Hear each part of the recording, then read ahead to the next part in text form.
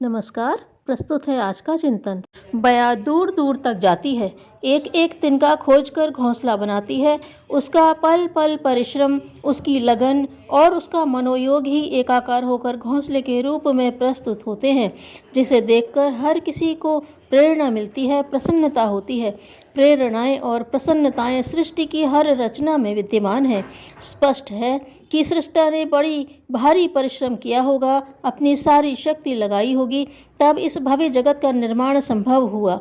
नन्हे से पक्षी बया के घोंसले को नष्ट कर देने वाला बिलाव हर किसी की निंदा का पात्र बनता है। तब फिर परमपिता परमेश्वर द्वारा रचित इस संसार को बिगाड़ना, उसे नष्ट करना कोई अच्छी बात है? हर वस्तु हमारी भलाई के लिए बनी है, हर जीव हमारे कल्याण के लिए बना है, हर मनुष्य हमारी आकांक्षाओं की पूर्ति में सहयोग देने वाला बनाया गया है।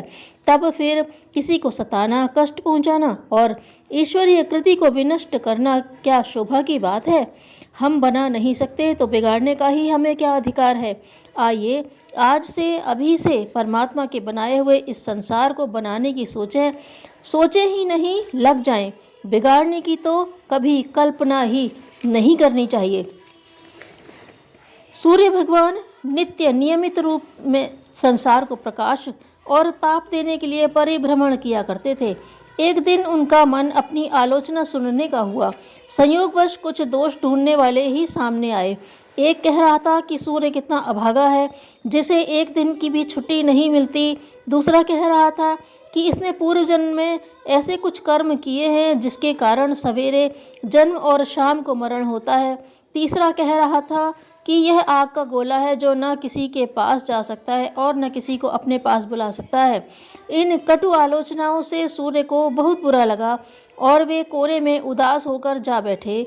पत्नी को कारण मालूम हुआ तो हंसते हुए कहा, छोटा कंकड़ कच्चे घड़े को फोड़ देता है, पर जब वह समुद्र में गिरता है तो डूब जाता है। आप तो समुद्र हो, कंकड़ जैसी आलोचनाएं आपका क्या बिगाड़ सकती हैं?